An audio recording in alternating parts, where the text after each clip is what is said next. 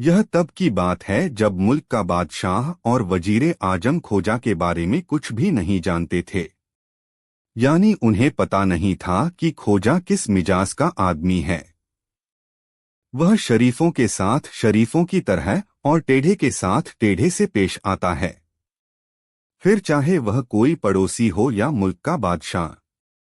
खोजा किसी की ऐसी वैसी बात और व्यवहार को सहन नहीं करता, जैसे के साथ तैसा व्यवहार करता है। एक बार बादशाह और वजीरे आजम शिकार खेलने गए। उनके साथ कुछ कारिंदे किसी और दिशा में चले गए और स्वयं वे किसी और दिशा में। काफी खोजने पर उन्हें कोई परिंदा दिखाई नहीं पड़ा। उस पर बुरा यह हुआ कि जिस जानवर का वे पीछा कर रहे थे वह भी न जाने कहाँ जा छिपा। थक-हार कर बादशाह और उसके वजीरे आजम ने राजमहल की ओर लौटने का फैसला किया। अभी आधा रास्ता भी पार नहीं हुआ था कि गर्मी के मारे उन्हें बेहद प्यास लगाई। दोनों चलते चलते एक घर के करीब पहुंचे। यह घर खोजा का था। दोनों जने घर के दरवाजे पर रुक गए। वजीरे आजम ने जोर से पुकारा, अरे कोई घर में है क्या? जल्दी से दही की लस्सी ले आओ। उसमें कुछ बर्फ भी डाल देना। हमें बेहद प्यास लगी है। हम इस देश के बादशाह और वजीरे आजम हैं। वजीरे आजम की आवाज सुनने के कुछ देर बाद खोजा आहिस्ता आहिस्ता घर से बाहर निकला। पहले उसने बादशाह को सलाम किया और फिर बड़े अदब से बोला, माफ कीजिए, मैं सुबह से ही खेत में काम कर रहा था। अभी अभी लौटा हूं। प्यास बहुत लगने लगी थी, इसलिए सारी दही की लस्सी बनाकर पी गया।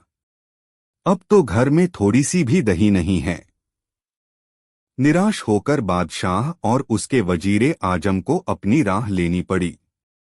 लेकिन जब वे काफी दूर चले गए तो खोजा हाथ में दही का बर्तन लेकर मकान के छज्जे पर खड़ा होकर ऊंची आवाज में कहने लगा, बादशाह सलामत, वापस आ जाइए। बादशाह और वजीरे आजम ने दूर से दही का बर्तन लिए खोजा को पुकारते हुए देखा तो वे बहुत खुश हुए। घोड़ों को वापस छोड़कर वे फौरन खोजा के पास जा पहुंचे। जब वे बिल्कुल करीब पहुंच गए तो खोजा ने दही का बर्तन उनके सामने पलट दिया और बोला, बड़े अफसोस की बात है। आप खुद देख लीजिए, क्या यह बर्तन सचमुच खाली नहीं है? इस तरह से खोजा ने अपनी तरफ से वजीरे आजम को ठीक उसी के लहजे में पुकारकर जैसे को तैसा जवाब दे दिया। यह बात अलग है कि उन दोनों की समझ में यह नहीं आया कि खोजा ने उन्हें फिर क्यों पुकारा था। कहानी 2। एक बार की बात है, मुल्ला नसीरुद्दीन एक छोटे से गांव में रहते थे। वे अपनी चतुराई और हास्य भरी बातों के लिए पूरे गांव में प्रसिद्ध थे। गांव के लोग अक्सर अपनी समस्याओं के हल के लिए नसीरुद्दीन के पास आते और मुल्ला भी हर किसी की मदद एक अनोखे अंदाज में करते थे। गांव के कुएं का मसला। गांव में एक बड़ा सा कुआं था जो सभी के लिए पानी का मुख्य स्रोत था। एक दिन किसी ने गांव में अफवाह फैला दी कि कुएं का पानी जहरीला हो गया है और जो भी इसे पिएगा वह पागल हो जाएगा। अफवाह तेजी से फैल गई और गांव के लोग कुएं का पानी पीने से डरने लगे। लेकिन चूंकि उस कुएं के बिना गांव में पानी का कोई दूसरा साधन नहीं था, तो सभी लोग धीरे धीरे उसी पानी को पीने लगे। कुछ ही दिनों में गांव के सभी लोग अजीब-अजीब बातें करने लगे और अजीबोगरीब हरकतें करने लगे। उन्होंने अपनी असामान्य हरकतों को सामान्य मान लिया और अब सभी को लगता कि वे ठीक हैं, लेकिन वास्तव में पूरे गांव के लोग पागल हो चुके थे। नसीरुद्दीन की चालाकी। मुल्ला नसीरुद्दीन इस स्थिति को समझ गए और उन्होंने गांव की भलाई के बारे में सोचा। वे खुद कुएं का पानी नहीं पी रहे थे, इसलिए उनकी सोच और व्यवहार सामान्य था। लेकिन गांव के लोग अब नसीरुद्दीन को देखकर कहते, मुल्ला, तुम तो अजीब हो गए हो। सबकी बातों और हरकतों से अलग हो। लगता है तुम्हें कुछ हो गया है। गांव के लोग नसीरुद्दीन को पागल मानने लगे और उनकी बातों को अनसुना करने लगे। नसीरुद्दीन ने सोचा कि यदि यह स्थिति जारी रही तो कोई उनकी बात नहीं सुनेगा और उनका गांव हमेशा के लिए पागल ही बना रहेगा। नसीरुद्दीन का हल। कुछ समय बाद नसीरुद्दीन ने एक योजना बनाई। उन्होंने भी कुएं का थोड़ा सा पानी पिया और गांव वालों के सामने अजीबोगरीब बातें करने लगे। अब गांव के लोग खुश हो गए और बोले, देखो अब मुल्ला भी हमारी तरह हो गए। लेकिन नसीरुद्दीन ने इसके बाद धीरे धीरे गांव वालों को समझाने का काम शुरू किया। उन्होंने उसी अंदाज में, उसी भाषा में और उसी तरह की हरकतें करते हुए गांव के लोगों को धीरे धीरे समझाया कि कुएं के पानी की वजह से उनकी हरकतें बदल गई हैं और अगर उन्हें सही होना है तो नए तरीके से सोचना होगा। कुछ समय बाद गांव वालों ने नसीरुद्दीन की बातों पर ध्यान देना शुरू किया। उन्होंने मिलकर एक नया पानी का स्रोत खोजा और कुएं के पानी का उपयोग बंद कर दिया। कुछ महीनों में गांव वाले फिर से सामान्य हो गए और नसीरुद्दीन की बुद्धिमानी की प्रशंसा करने लगे। कहानी से सीख। यह कहानी हमें यह सिखाती है कि कभी कभी यदि समाज की सोच में बदलाव आ जाता है तो उसे बदलने के लिए उसी भाषा और तरीके का इस्तेमाल करना पड़ता है जिसमें वह फंसा हुआ होता है।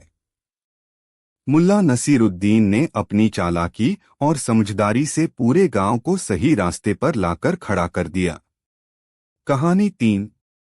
एक बार खोजा की आंखों में तकलीफ हो गई और उसे हर चीज धुंधली नजर आने लगी।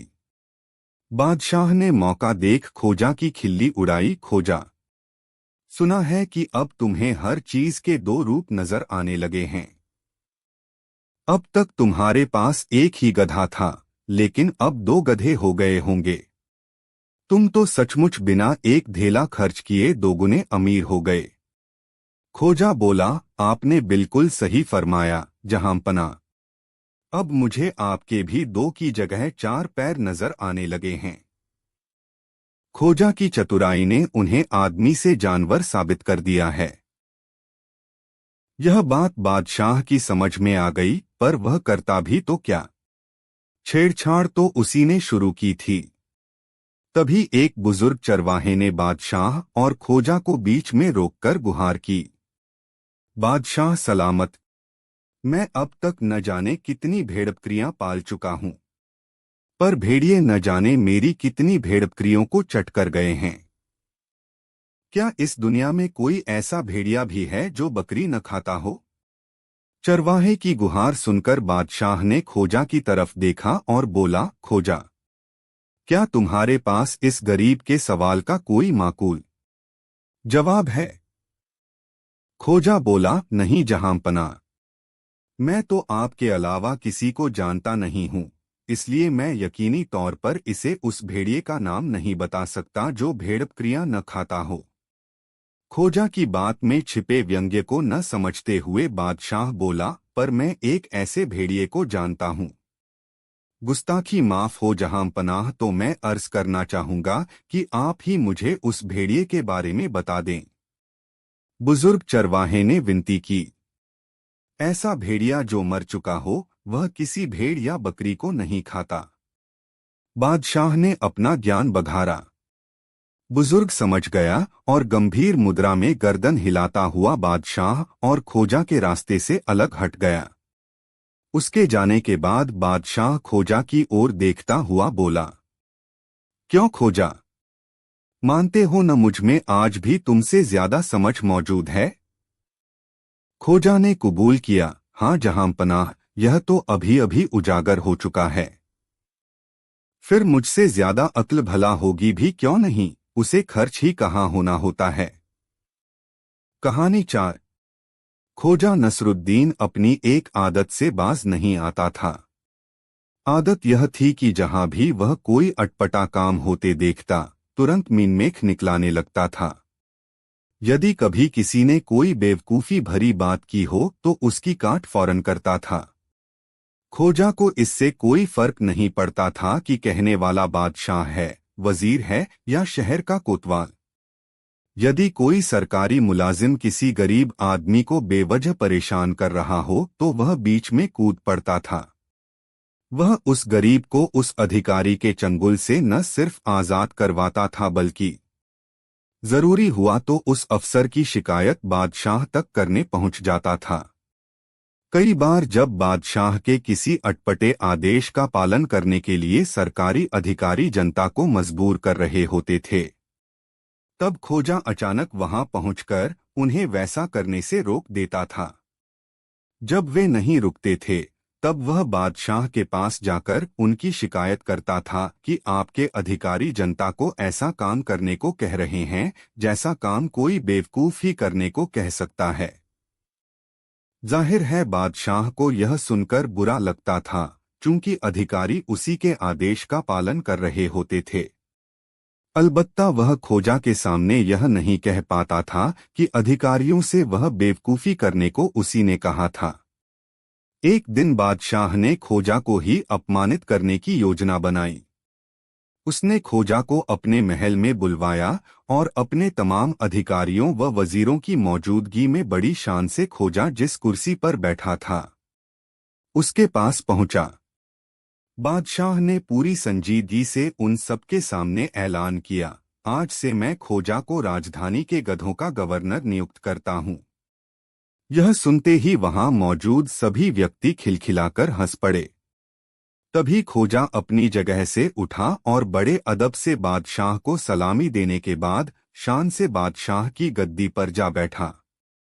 खोजा के पीछे पीछे बादशाह भी लपकता हुआ अपनी गद्दी तक आया और कड़कती आवाज में खोजा से बोला, यह क्या बदतमीजी है? तुम्हारी हिम्मत कैसे हुई मेरी गद्दी पर बैठने की? तुरंत राजगद्दी से उतरो।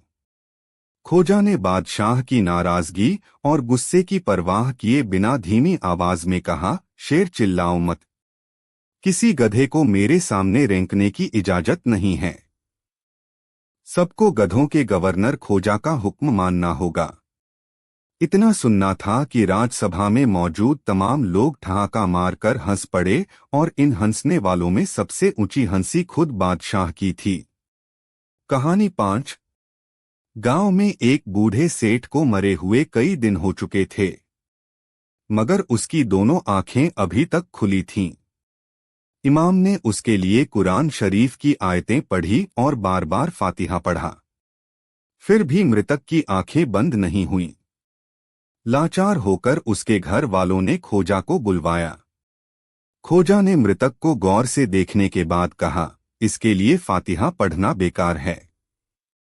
यह समस्या मुझे अपने तरीके से हल करनी पड़ेगी। खोजा की इस घोषणा ने घर के लोगों को कुछ राहत तो पहुंचाई, पर अब नई उलझन ने उन्हें अपनी गिरफ्त में ले लिया था। वे सभी यह जानने के लिए अपना दिमाग दौड़ाने लगे कि खोजा किस तरीके से यह समस्या हल करेगा। यह तो तय था कि जो आदमी सामने मुर्दे की तरह लेटा है, तो खोजा की किसी तजवीज में उसकी मदद नहीं कर सकता। फिर खोजा कैसे इसका हल निकालेगा? तभी खोजा ने बड़े आत्मविश्वास के साथ कहना शुरू किया, फौरन एक प्लेट में पुलाव लाओ और इन्हें खिला दो। इनकी आंख जरूर बंद हो जाएंगी। तुम पागल हो गए हो क्या खोजा? इमाम बौखला कर बोला, जब आदमी में जान ही न रहे तो वह खाना कैसे खा सकता है? खोजा, हम लोग दुख के सागर में डूबे हुए हैं और तुम्हें मजाक सूझ रहा है। इस सेठ जी की पत्नी ने शिकायती स्वर में कहा। इस सेठ जी को ज्यादा पुलाव खाने के कारण अपने प्राण गंवाने पड़े हैं। तब तो मेरी बात बिल्कुल ठीक है।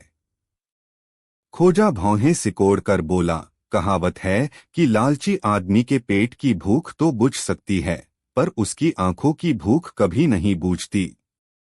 सेठ जी की आंखें अभी तक खुली हुई हैं, क्या इससे यह जाहिर नहीं होता कि इनकी आंखों की भूख अभी नहीं मिटी? खोजा की बात पर किसी को यकीन तो भला क्या होता, लेकिन कहते हैं न मरता क्या न करता। फिर यहाँ तो सवाल मरने का नहीं, मरे हुए का था। इसलिए सेठ की पत्नी चुपचाप उठकर रसोई घर में गई। उसने चूल्हा जलाया और पुलाव तैयार करके सबके सामने रख दिया। खोजा ने पुलाव का पूरा भगोना उठाया और उसे मुर्दा सेठ के ठीक सामने रख दिया। फिर मुर्दे का कंधा पकड़कर अपना एक हाथ मुर्दे के पीछे ले गया और दूसरे हाथ से मुर्दे को कुछ इस तरह से उठाया कि उसकी आंखें ठीक पुलाव के भगोने पर पड़ी। थोड़ी ही देर बाद यह देखकर सब हैरान रह गए कि सेठ मृतक की आंखें ठीक उसी तरह बंद हो गईं जैसे कि किसी भी मुर्दे की हुआ करती हैं। यह देखकर सबने चैन की सांस ली। मुर्दे के कफन दफन की तैयारियां होने लगी और खोजा अपने गधे पर बैठकर अपने घर की ओर रवाना हो गया। कहानी 6। एक बार की बात है, नसीरुद्दीन अपने गांव में घूम रहे थे। तभी उन्होंने एक गरीब किसान को देखा जो काफी परेशान लग रहा था। उसके चेहरे पर चिंता की लकीरें साफ झलक रही थीं। नसीरुद्दीन ने सोचा कि उसे जरूर किसी समस्या का सामना करना पड़ रहा होगा, इसलिए वे उसके पास गए। नसीरुद्दीन भाई, क्या बात है? तुम इतने परेशान क्यों हो? किसान ने गहरी सांस ली और बोला, मुला साहब, मेरी जिंदगी में इतनी मुसीबतें हैं कि समझ नहीं आता किससे निपटूं। मेरे पास न खेत ठीक से उपजता है, न घर में पैसे हैं और परिवार में सभी दुखी हैं। ऐसा लगता है जैसे मैं अपनी किस्मत से लड़ रहा हूं। नसीरुद्दीन ने मुस्कुराते हुए किसान से कहा, भाई परेशान मत हो, मुझे तुम्हारी मदद करने दो। मैं तुम्हें एक उपाय बताता हूं, लेकिन इसके लिए तुम्हें मुझ पर भरोसा करना होगा। किसान ने सोचा कि अब क्या खोना है, तो उसने सहमति जताई। नसीरुद्दीन, देखो, आज से अगले 3 दिन तक तुम अपनी सभी समस्याओं को एक एक कर कागज पर लिखो और 3 दिन बाद मैं तुम्हारे पास आऊंगा और उन समस्याओं का समाधान बताऊंगा।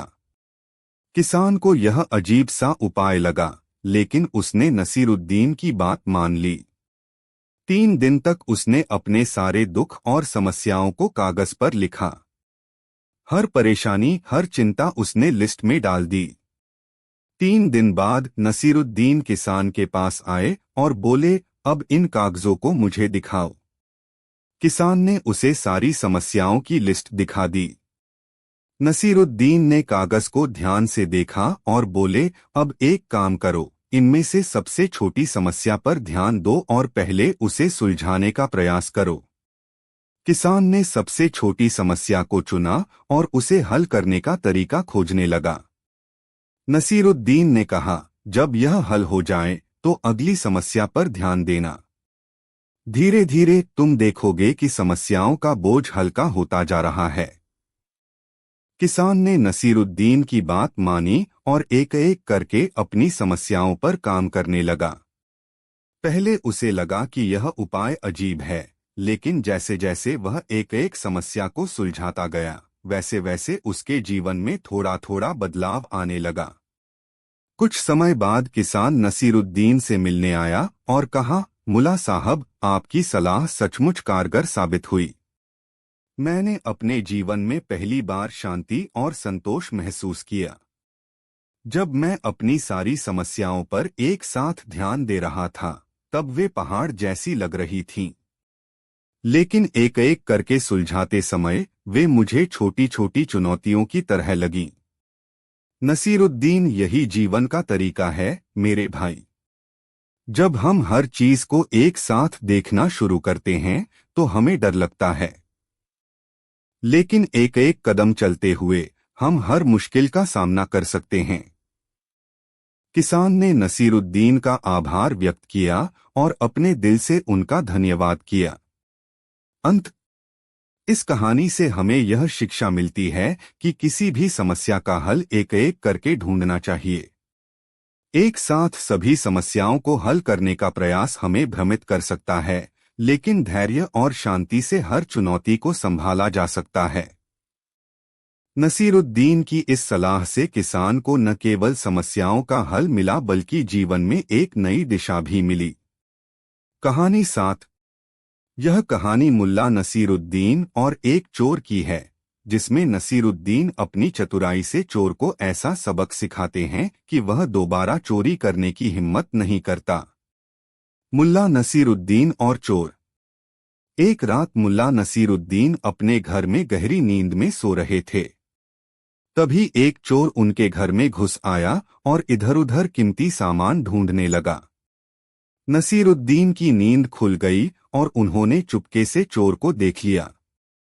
लेकिन वे घबराए नहीं, बल्कि कुछ सोचकर मुस्कुराने लगे।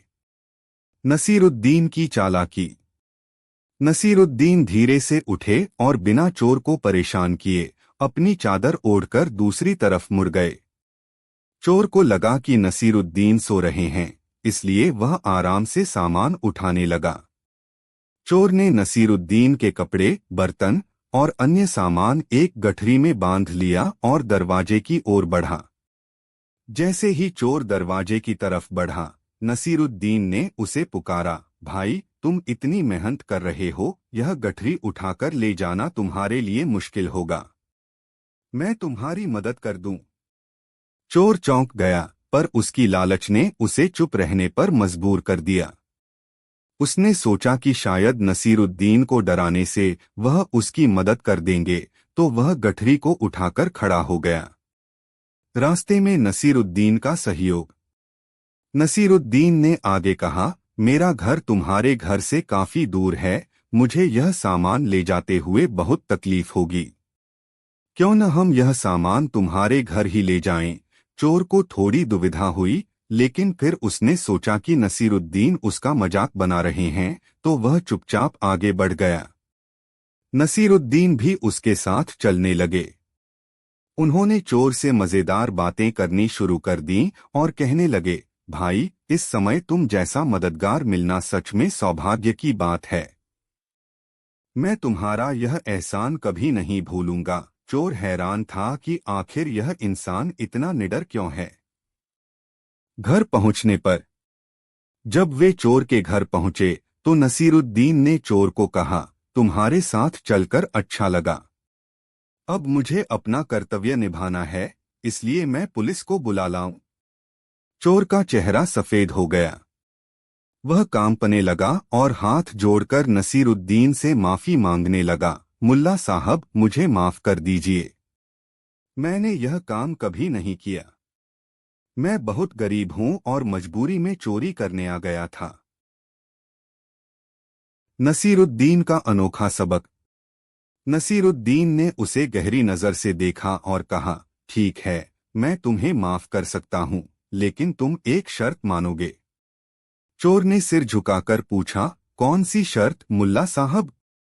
नसीरुद्दीन ने कहा, तुम मेरे साथ मेरे घर चलो और इस सामान को वहीं रखो जहां से तुमने इसे उठाया था, और वादा करो कि आगे से मेहनत से कमाई करोगे। चोर ने अपनी गलती मान ली और नसीरुद्दीन के साथ वापस उनके घर चला गया। उसने सारा सामान वैसा ही रख दिया जैसा पहले था। इसके बाद नसीरुद्दीन ने उसे कुछ खाने पीने का सामान दिया और बोले, यह लो, मेहनत की रोटी ही असली रोटी होती है। चोरी करके कभी सुकून नहीं मिलेगा। चोर ने मुल्ला नसीरुद्दीन के पैर छुए और हमेशा के लिए चोरी छोड़ने का वादा किया। अंत। इस कहानी से यह शिक्षा मिलती है कि नसीरुद्दीन जैसे बुद्धिमान लोग बिना किसी हिंसा या कठोरता के दूसरों को जीवन का सच्चा मार्ग दिखा सकते हैं। उनके इसी अनोखे तरीके ने चोर को सुधार दिया और उसे सही रास्ते पर चलने का सबक सिखाया। कहानी 8। एक दिन की बात है, मुल्ला नसीरुद्दीन अपने छोटे से गांव में आराम से रह रहे थे। उनकी चतुराई और हास्यबोध के किस्से दूर दूर तक प्रसिद्ध थे। एक रात जब सब सो रहे थे, एक चोर ने सोचा कि वह नसीरुद्दीन के घर में चोरी करके अच्छा माल हासिल कर सकता है। चोर ने अंधेरे का फायदा उठाया और चुपके से नसीरुद्दीन के घर में घुस गया। चोर की मूर्खता। चोर ने घर के चारों ओर देखा और मुल्ला नसीरुद्दीन का एक पुराना कंबल उठा लिया। कंबल देखकर उसे थोड़ा आश्चर्य हुआ, लेकिन उसने सोचा कि कंबल में कुछ छिपा होगा। उसने घर के कोनों में और चीजें तलाशने की कोशिश की, लेकिन उसे कुछ खास नहीं मिला। थक हार कर वह वापस जाने लगा। तभी मुल्ला नसीरुद्दीन की नींद खुल गई। मुल्ला ने देखा कि कोई उनकी चीजें उठाकर ले जाने की कोशिश कर रहा है। उन्होंने अपनी बुद्धिमानी का इस्तेमाल करने का सोचा और बिना गुस्सा किए चुपचाप उसकी हरकतें देखने लगे। मुल्ला का अनोखा तरीका। मुल्ला नसीरुद्दीन ने जोर से आवाज लगाई, अरे दोस्त, तुम मेरे घर से कुछ ले जा रहे हो? कुछ मदद चाहिए? चोर यह सुनकर डर गया, पर उसने सोचा कि शायद मुल्ला सोते में बड़बड़ा रहे हैं। उसने अपने डर को छुपाते हुए कहा, नहीं नहीं, मुझे मदद की जरूरत नहीं है, मैं तो बस अपना काम कर रहा हूं। मुल्ला ने कहा, अरे भाई, अगर तुम कुछ ले ही जा रहे हो तो कंबल अकेला क्यों? अंदर एक चाय का प्याला भी है, ठंडी रात में तुम्हें ठंड लग जाएगी। चोर को समझ नहीं आया कि नसीरुद्दीन सच में उसकी मदद कर रहे हैं या मजाक उड़ा रहे हैं। उसने कहा, मुझे जल्दी जाना है। मुल्ला ने उसे पकड़ने की बजाय हंसते हुए कहा, अरे जल्दी क्यों? यहाँ इतने सारे पुराने कपड़े, बर्तन और चीजें पड़ी हैं, सब उठा लो, मैं खुद मदद कर देता हूँ। अब चोर परेशान हो गया। उसने सोचा, किया तो नसीरुद्दीन पागल हैं या उन्हें पता नहीं कि मैं क्या कर रहा हूँ। लेकिन वह अपनी मूर्खता में फंस गया। मुल्ला ने दरवाजा खोला और कहा, चलो, जो भी चाहिए उठा लो और आराम से ले जाओ। चोर का पछतावा। चोर डर के मारे कुछ समझ नहीं पाया और सारे कपड़े छोड़कर वहां से भाग गया।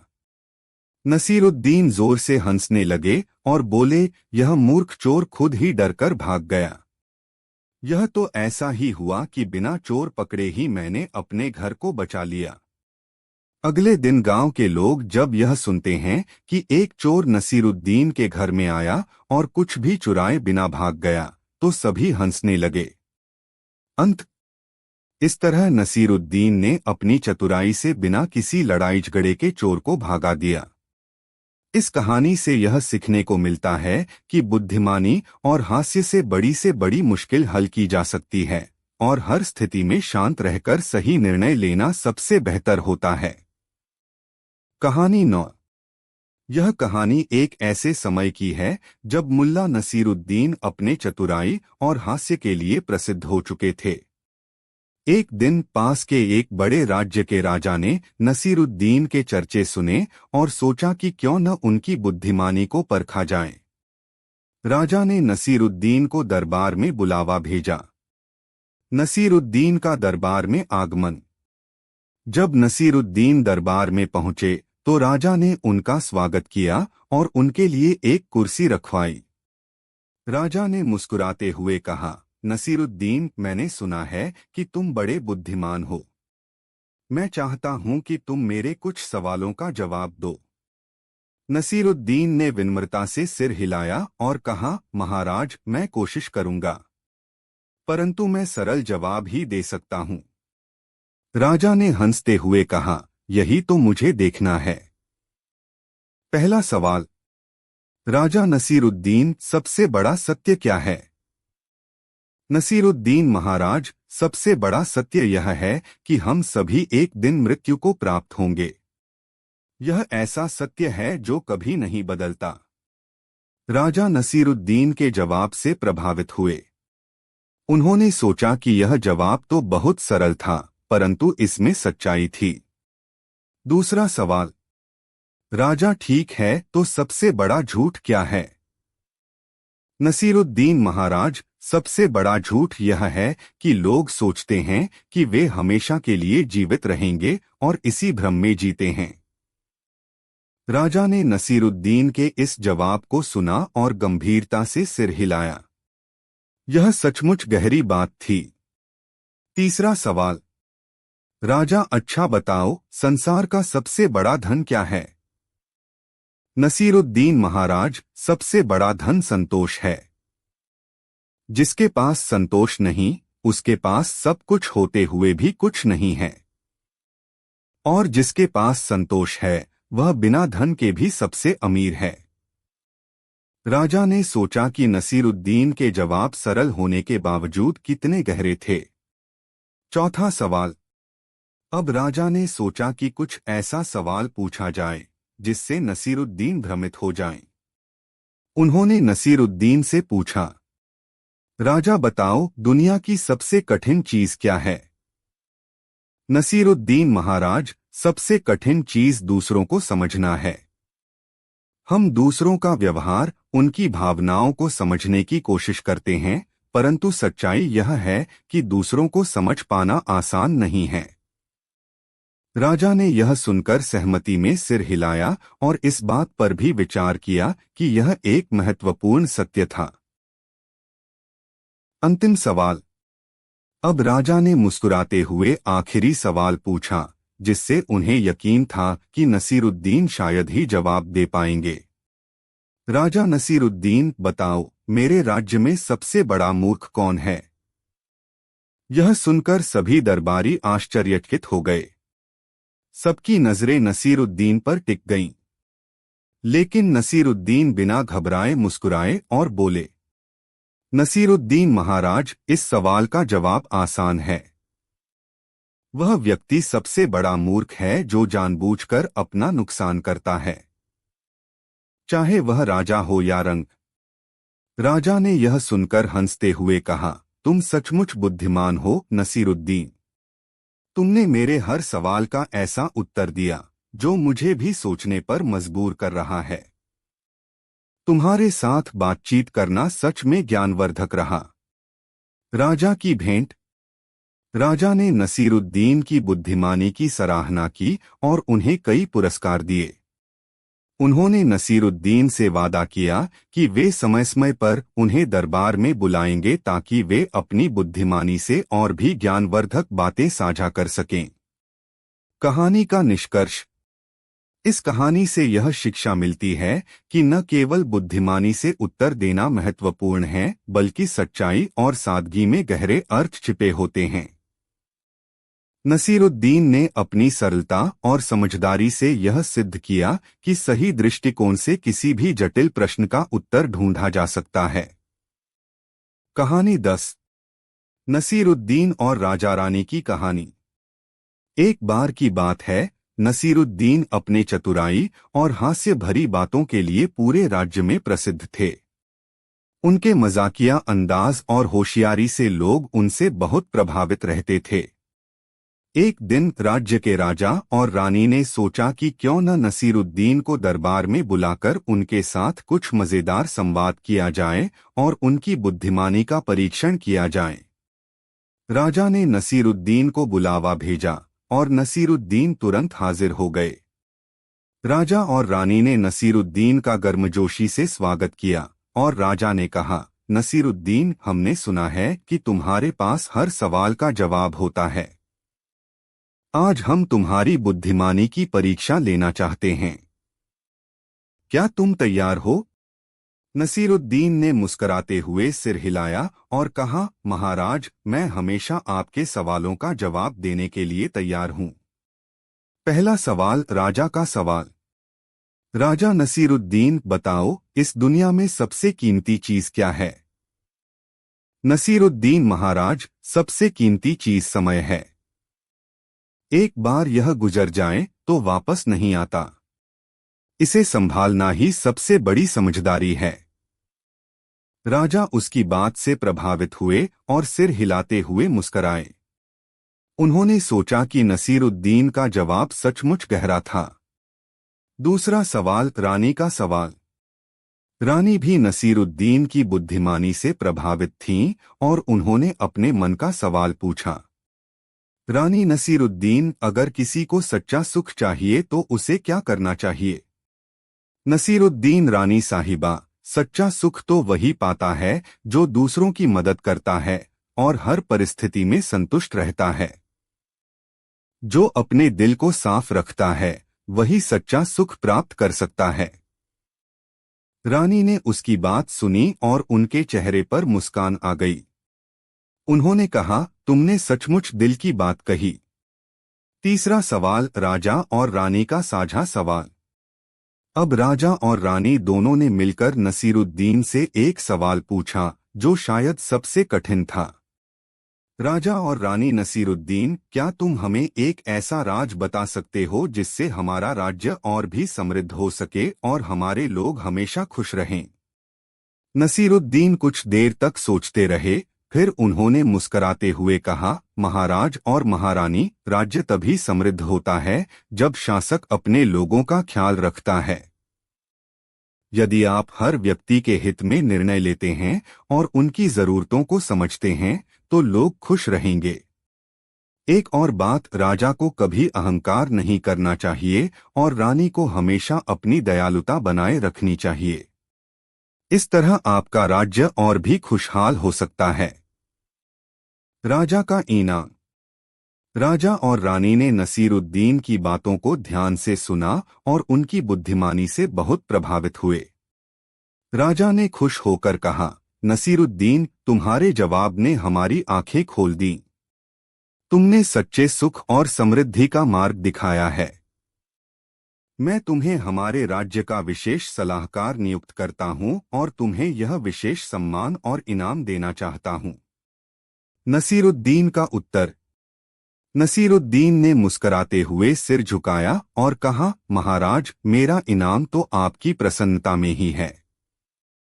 अगर मेरे उत्तरों से आपके जीवन में और आपके राज्य में खुशी और समृद्धि आती है तो इससे बड़ा इनाम मेरे लिए कुछ नहीं हो सकता। राजा और रानी उसकी सादगी से और भी प्रभावित हुए। उन्होंने नसीरुद्दीन को ढेरों उपहार दिए और कहा कि जब भी उन्हें किसी समस्या का समाधान चाहिए होगा वे नसीरुद्दीन की मदद लेंगे। अंत। इस प्रकार नसीरुद्दीन ने अपनी चतुराई और सादगी से राजा और रानी के दिल में एक खास जगह बना ली। नसीरुद्दीन के ज्ञान और समझदारी से पूरे राज्य को लाभ हुआ और उनका नाम सदैव सम्मान के साथ लिया गया। इस कहानी से हमें यह सीखने को मिलता है कि असली बुद्धिमानी और सच्चा सुख केवल धन और वैभव में नहीं, बल्कि दया, समझदारी और समय का सही उपयोग करने में है। कहानी 11। मुल्ला नसीरुद्दीन का एक प्यारा गधा था जिसे वह बेहद प्यार करते थे। मुल्ला का गधा हमेशा उनकी रोजमर्रा की जिंदगी में उनके साथ रहता और उनकी चतुराइयों में उसका भी एक अनोखा योगदान था। लोग मुल्ला और उनके गधे को हमेशा साथ में देखते थे और उन दोनों के किस्से सुनते सुनते हंसते रहते थे। एक दिन की बात है, मुल्ला का गधा अचानक से गायब हो गया। मुल्ला ने अपने गधे को हर जगह ढूंढा, लेकिन वह कहीं नहीं मिला। परेशान होकर वे अपने गांव के बाजार में गए और ऊंची आवाज में घोषणा करने लगे, मुल्ला नसीरुद्दीन, सुनो सुनो, मेरा गधा खो गया है। जो भी उसे ढूंढ कर लाएगा उसे मैं इनाम दूंगा। गांव वाले इस बात को सुनकर हैरान रह गए। मुल्ला का गधा कौन चुराएगा, यह सोचकर सभी लोग हंसने लगे। लेकिन मुल्ला का गधा उन्हें बहुत प्यारा था, इसलिए सब उसकी तलाश में लग गए। कुछ दिनों बाद मुल्ला का गधा गांव के किनारे वाले जंगल में मिला। मुल्ला बहुत खुश हुए और गांव वालों को धन्यवाद दिया। लेकिन कहानी यहीं खत्म नहीं हुई थी। अब मुल्ला ने एक चतुर योजना बनाई जिससे वह सभी को हंसी में डाल सके। मुल्ला नसीरुद्दीन का चतुर प्लान। कुछ दिनों बाद मुल्ला अपने गधे पर बैठकर बाजार आए। उन्होंने देखा कि बाजार में बहुत लोग इकट्ठे थे। तभी उन्होंने जोर से कहना शुरू किया, मुल्ला नसीरुद्दीन, सुनो सुनो, मैं एक घोषणा कर रहा हूं। मेरा यह गधा सबसे बुद्धिमान गधा है। इसका ज्ञान किसी भी इंसान से कम नहीं। लोगों ने हंसते हुए पूछा, कैसे मुल्ला? एक गधा बुद्धिमान कैसे हो सकता है? मुल्ला मुस्कुराते हुए बोले, इसका सबूत मैं दूंगा। जो भी इस गधे से सवाल करेगा उसे यह गधा अपने तरीके से जवाब देगा। अब लोग और ज्यादा उत्साहित हो गए और मुल्ला को चुनौती देने के लिए तैयार हो गए। पहला सवाल, एक आदमी आगे आया और उसने गधे से पूछा, ऐ गधे, बताओ कि दिन और रात में क्या फर्क है। मुल्ला ने गधे के कान में कुछ फुसफुसाया और फिर गधा जोर से ढेंचू की आवाज में चिल्लाया। मुल्ला ने हंसते हुए कहा, देखो, गधा कह रहा है कि दिन और रात में इतना फर्क है कि दिन में हम देख सकते हैं और रात में हम सोते हैं। क्या जवाब सही नहीं है? लोग हंस पड़े और मान गए कि गधा सही कह रहा है। दूसरा सवाल। एक दूसरा व्यक्ति आगे आया और उसने मजाक में पूछा, ऐ गधे, बताओ कि कौन ज्यादा समझदार है, इंसान या गधा। मुल्ला ने गधे के कान में कुछ कहा और गधा फिर से ढेंचू करके चिल्लाया। मुल्ला ने कहा, देखो, यह कह रहा है कि इंसान और गधे की समझदारी इस बात पर निर्भर करती है कि वह किस तरह के इंसान या गधे हैं। कभी कभी इंसान भी गधे जैसा व्यवहार कर सकता है। अब लोगों ने हंसी में ठहाके लगाए और मान लिया कि मुल्ला का गधा सचमुच समझदार है। मुल्ला का अंतिम मजाक। फिर मुल्ला ने लोगों से कहा, अब मैं खुद अपने गधे से एक सवाल पूछूंगा। ऐ मेरे प्यारे गधे, बताओ, सबसे चतुर कौन है। मुल्ला ने गधे के कान में कुछ कहा और गधा एक बार फिर जोर से ढेंचू की आवाज में चिल्लाया। मुल्ला ने कहा, देखो, यह कह रहा है कि सबसे चतुर वही है जो किसी भी परिस्थिति में खुद को बचा ले और दूसरों को हंसा सके। इसलिए यह गधा और मैं दोनों ही चतुर हैं। अंत। लोग हंसते हंसते लोटपोट हो गए। मुल्ला नसीरुद्दीन ने अपनी चतुराई और हास्य के साथ यह साबित कर दिया कि कभी कभी साधारण से सवालों का जवाब एक अनोखे तरीके से दिया जा सकता है।